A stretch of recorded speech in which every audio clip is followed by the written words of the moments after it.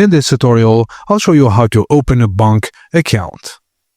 First thing you need to do is use the link in the description or go to the official Bunq website to get started. You can start with a free trial of the plan that suits your best, which is 30 days. Fill in your name, address, and other personal information. Let Bunq know if you want a personal or business account.